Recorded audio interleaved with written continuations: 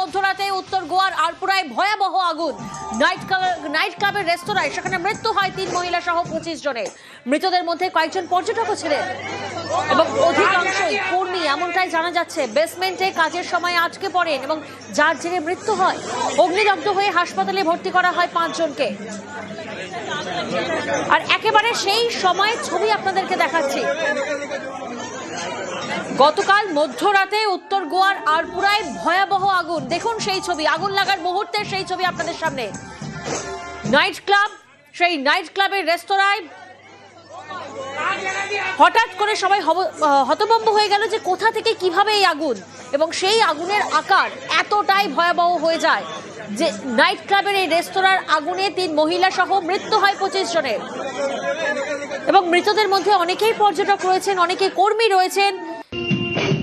এবং আরো একটা ছবি আপনাদেরকে দেখাচ্ছি, দুটো ছবি আপনারা দেখছেন। দেখুন একেবারে ক্লোজ করে, ক্যামেরা ক্লোজ করে সেই ছবি আপনাদেরকে দেখাচ্ছে, যেখানে সেই মুহূর্তে আগুন ধরে যায় আচমকায়।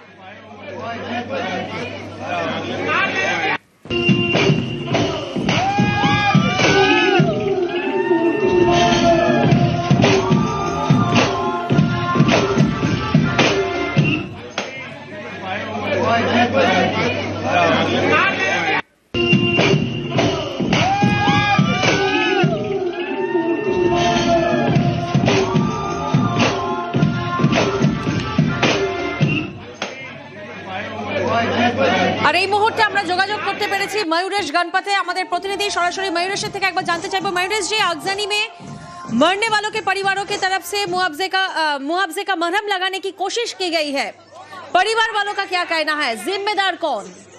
जी, इसमें जो ज्यादा से लोगों की मौत हुई है वो वहाँ पे काम करने वाले कर्मचारी है जो दूसरे राज्यों से वहाँ पे आते हैं। गोवा में जो शैक्स होती है या फिर होटल्स होते हैं, वहाँ पे काम करने वाले कर्मचारी होते हैं, जो किचन स्टाफ होता है, वो जो है ज्यादातर बंगाल से आते हैं, आसाम से आते हैं, इन जगहों से या फिर झारखंड से आते हैं।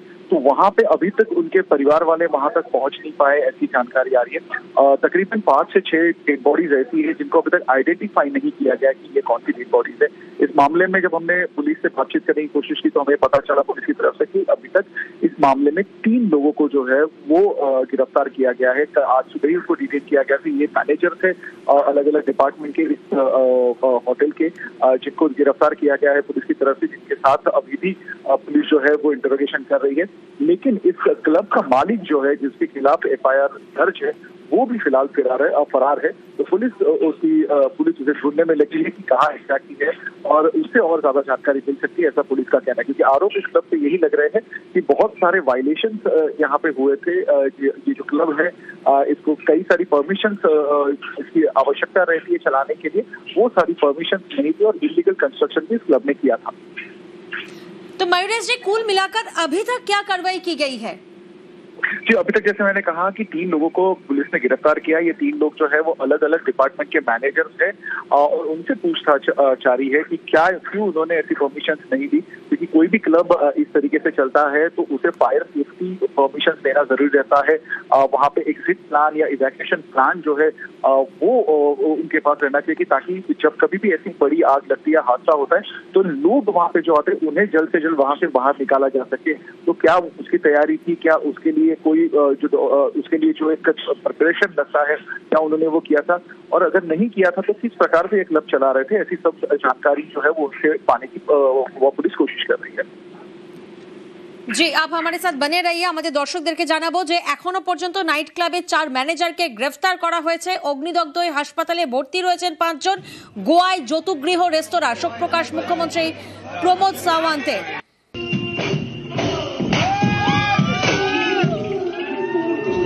होटल में किचन में काम करता था लोग। मेरा भतीजा लगता है ना, एक मर गया, दोनों मर गए। मेरा भतीजा 2 है, फिर एक बगल वाला एक है, वो एक है। तीनों मर गए? हाँ, तीनों मर गए। मयूरेश जी, सबसे बड़ा जो सवाल अभी सामने आ रही है कि आग लगने की आखिर वजह क्या थी?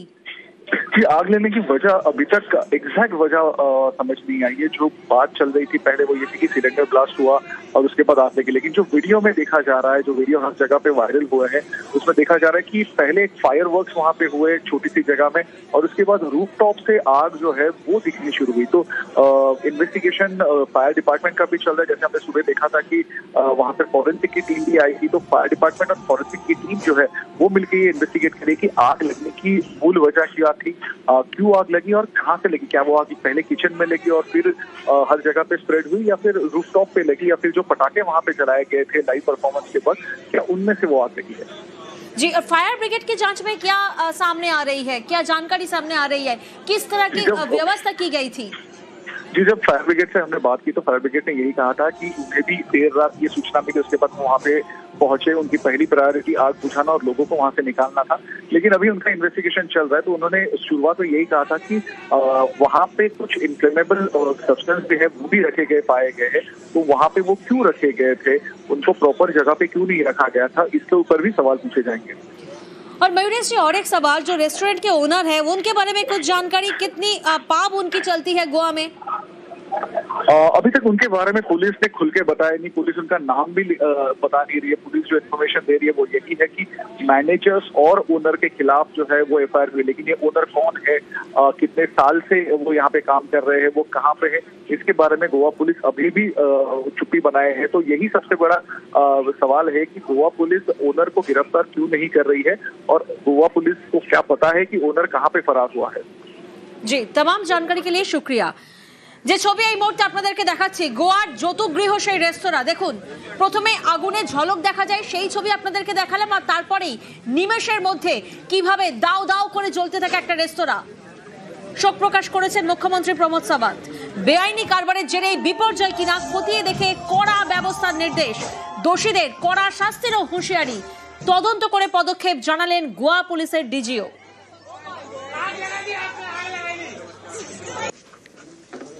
এবং আজ সকালেই ফরেন্সিকের টিম যায় এবং সেখানে নমুনা সংগ্রহের পুরো প্রসেস চলে, কারণ মধ্যরাতে যেভাবে উত্তর গোয়ার আরপোরাতে ভয়াবহ আগুন, যে আগুনের জেরে 3 মহিলা সহ 25 জনের মৃত্যু হয়। মৃতদের মধ্যে কয়েকজন পর্যটকও রয়েছেন, অধিকাংশ কর্মী রয়েছেন এবং বেসমেন্টে কাজের সময় আটকে পড়েন অনেকে, যার জেরে যখন দাও দাও করে আগুন জ্বলছিল তখনও মৃত্যু হয় অনেকের।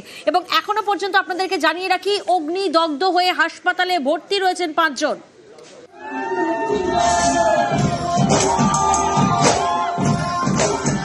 গোয়া নাইট ক্লাবের 25 জনের মৃত্যু, শোক প্রকাশ করেছেন প্রধানমন্ত্রী নরেন্দ্র মোদী।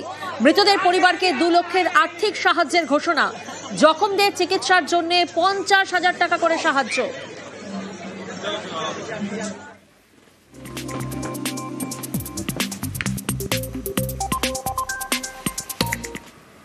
নজর রাখবো ব্রিগেডে, আজ ব্রিগেডে গীতা পাঠ, হিন্দুত্বে শান। ব্রিগেডে হয়ে গেল 5 লক্ষ কণ্ঠে গীতা পাঠ। সনাতন সংস্কৃতি সংসদের উদ্যোগে এই অনুষ্ঠান। গীতা পাঠে সামিল সাধু ধর্মগুরুরা ছিলেন শুভেন্দু অধিকারী, সুকান্ত মজুমদার, শ্রমিক ভট্টাচার্য সহ অন্য বিজেপি নেতারা ছিলেন। রাজ্যপাল সিভি আনন্দ বোসও।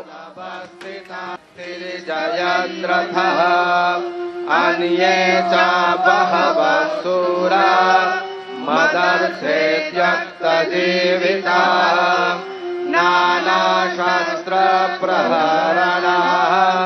सर्वे युद्धविशारदाः अपर्याप्तं तदस्माभिकर्णस्य हि तस्य। ব্রিগেডে আজ গীতা পাঠ, হিন্দুত্বে শান। ব্রিগেডে হয়ে গেল 5 লক্ষ কণ্ঠে গীতা পাঠ। সনাতন সংস্কৃতি সংসদের উদ্যোগে অনুষ্ঠান করা হয়। গীতা পাঠে সামিল সাধু থেকে ধর্মগুরুরা। এবং যে ছবি আপনারা দেখছেন, শুভেন্দু অধিকারী তিনি ছিলেন, সুকান্ত মজুমদার ছিলেন, শ্রমিক ভট্টাচার্য সহ অন্যান্য বিজেপি নেতারাও ছিলেন, আর ছিলেন রাজ্যপাল সিভি আনন্দ বোসও।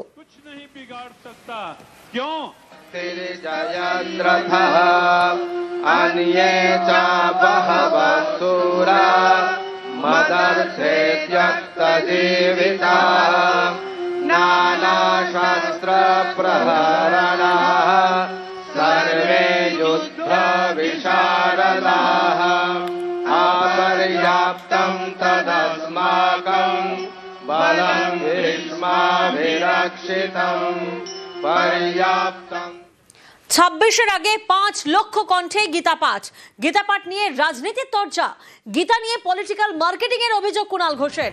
গীতা পাঠের সঙ্গে রাজনীতির কোনো সম্পর্ক নেই, পাল্টা তোপ দেবজিতের।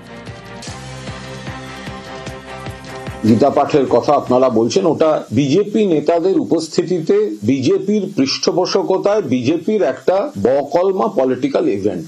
গীতা আমাদের কাছে শ্রদ্ধার, কিন্তু গীতাকে পলিটিক্যাল মার্কেটিং এ ব্যবহার করা হয়েছে। বিজেপি যখন দেখছে তাদের লোক নেই, জন নেই, জনসমর্থন নেই, ভোটে এজেন্ট যুক্ত না, এখন বিএলএ 2 জুটছে না, তখন কিছু মানুষকে বিভ্রান্ত করার জন্য গীতার অপব্যবহার করে গীতা নিয়ে ভোট মার্কেটিং, গীতা নিয়ে পলিটিক্যাল মার্কেটিং, আমরা এর বিরোধী। গীতা বা হিন্দুত্বের এজেন্সি বিজেপিকে কেউ দেয়নি। যখন নমাজের ময়দান থেকে হিন্দু ধর্মকে গন্দা ধর্ম বলা হয় তখন মার্কেটিং হয় না। আমাদের ববি হাকিম তিনি যখন বলেন যে আজ থেকে আর 50 বছরের মধ্যে পশ্চিমবঙ্গের অধিকাংশ মানুষ উর্দুতে কথা বলবে, তখন মার্কেটিং হয় না। গীতা পাঠ সনাতনী কার্যক্রমের অংশ। গীতাতে কোথাও বলা নেই যে লোক শ্রীকৃষ্ণকে মানবে না তার গলা কাটতে হবে বা তার গীতা পড়ার অধিকার নেই। যারা এই পাঠে অংশগ্রহণ নেবেন তারা তার সুবিধে নেবেন, যারা নেবেন না বিরোধিতা করবেন তারা অসুবিধে ভোগ করবেন, এটাই চলবে। ব্রিগেডে গীতা পাঠের মঞ্চে রাজ্যপাল, এই মঞ্চ থেকে সুর চড়ালেন সিভি আনন্দ বোস। गीता मेरे आदि कवि वाल्मीकि ने कहा, मां निषादा प्रतिष्ठाम तमगम शाश्वती समा। भ्रष्टाचार करने वाले, हत्या करने वाले बंगाल कर्म करने के लिए तैयार है। सूरज हमारे ऊपर है, हथियार हमारे पास है, लोगों की शक्ति दुश्मन हमारे सामने है, राज्य की दुर्दशा, बंगाल तैयार है। बंगाल धार्मिक एरोगेंस के खत्म करने के लिए तैयार है। লক্ষ্য কণ্ঠে কোরআন পাঠ, আগামী দিনে দিনভর মুর্শিদাবাদে কোরআন পাঠের ঘোষণা হুমায়ুন কবিরের। একই সঙ্গে বিজেপিকে নিশানা। 19টা রাজ্য দখল করেছে, বাংলা দখল করার জন্য তারা গীতা পাঠ করছে। আমি আগামী দিনে বিজেপি বরাবরই হিন্দুত্ব তাস খেলে।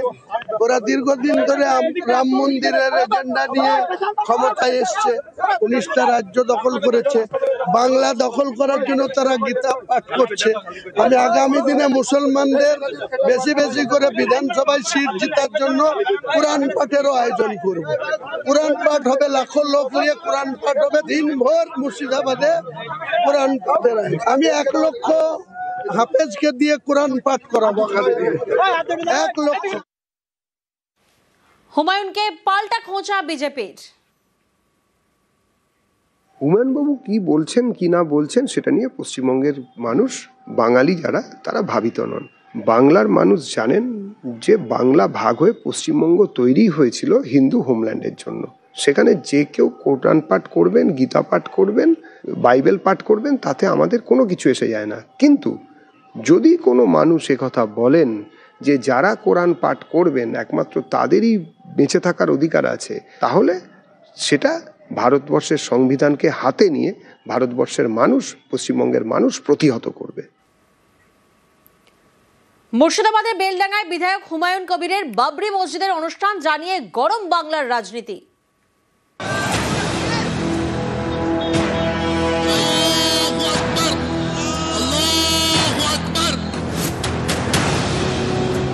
বাবরি মসজিদ নির্মাণ হবে, কোনো শক্তি আটকাতে পারবে না। বাবরি মসজিদ তৈরি করে দিয়ে পশ্চিমবঙ্গের জ্বলন্ত সমস্যার থেকে তৃণমূল কংগ্রেস মুক্তি পাবে না, আর পশ্চিমবঙ্গের বৃহত্তর জনসমাজও চুপ করে বসে থাকবে না। ধর্মীয় বিভাজনের চেষ্টা করছে বিজেপি, আর তাকে সহযোগিতা করছে আমাদের কিছু মানুষ, যাদের বলা হয় গাদ্দার, যাদের বলা হয় মির্জাফর। মুর্শিদাবাদের বেলডাঙ্গায় বাবরি মসজিদের অনুষ্ঠান। ভরতপুরের বিধায়ক হুমায়ুন কবিরের উদ্যোগে অনুষ্ঠানটি হলো বেলডাঙ্গার মরাদিঘিতে।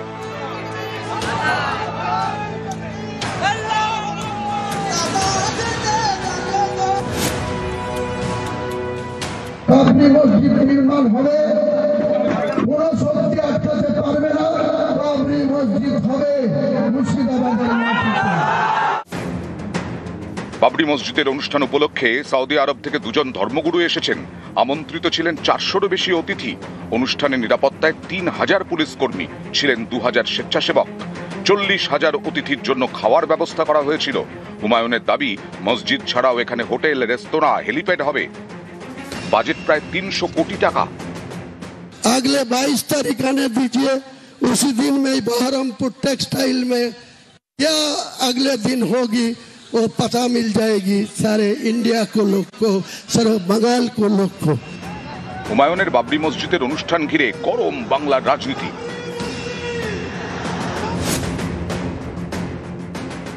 দেখুন, সব মন্দির মসজিদের লড়াই করে বাবরি মসজিদ তৈরি করে দিয়ে পশ্চিমবঙ্গের জ্বলন্ত সমস্যার থেকে তৃণমূল কংগ্রেস মুক্তি পাবে না। আর পশ্চিমবঙ্গের বৃহত্তর জনসমাজও চুপ করে বসে থাকবে না। এখানে হিন্দু বিরোধীদের সরকার চলছে। ধর্মীয় বিভাজনের চেষ্টা করছে বিজেপি, আর তাকে সহযোগিতা করছে আমাদের কিছু মানুষ, যাদের বলা হয় গাদ্দার, যাদের বলা হয় মির্জাফর, তারা তাদের সহায়তা করছে সেই একই কারণে। এখন দেখা যাচ্ছে বাংলাতেও সুড়সুড়ি দেওয়া হচ্ছে, কেউ মসজিদের নামে, কেউ মন্দিরের নামে সুড়সুড়ি দিচ্ছে। ধর্ম অন্ধতায় বাংলার মানুষ বিশ্বাস করেন না। নিউজ 18 বাংলা।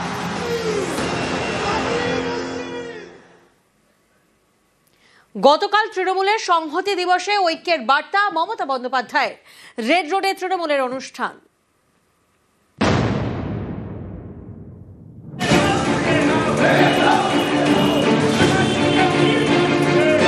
6 ডিসেম্বর 1992 সালে এই দিনেই ভাঙা হয়েছিল বাবরি মসজিদ। এই দিনটিকে সংহতি দিবস হিসেবে পালন করে তৃণমূল। শনিবার সকালে সংহতি দিবস উপলক্ষে ঐক্যের বার্তা দিলেন মমতা বন্দ্যোপাধ্যায়। সোশ্যাল মিডিয়ায় লিখলেন, বাংলার মাটি একতার মাটি, এই মাটি রবীন্দ্রনাথের মাটি, নজরুলের মাটি, রামকৃষ্ণ বিবেকানন্দের মাটি। এই মাটি কখনো মাথা নত করেনি বিভেদের কাছে, আগামী দিনেও করবে না।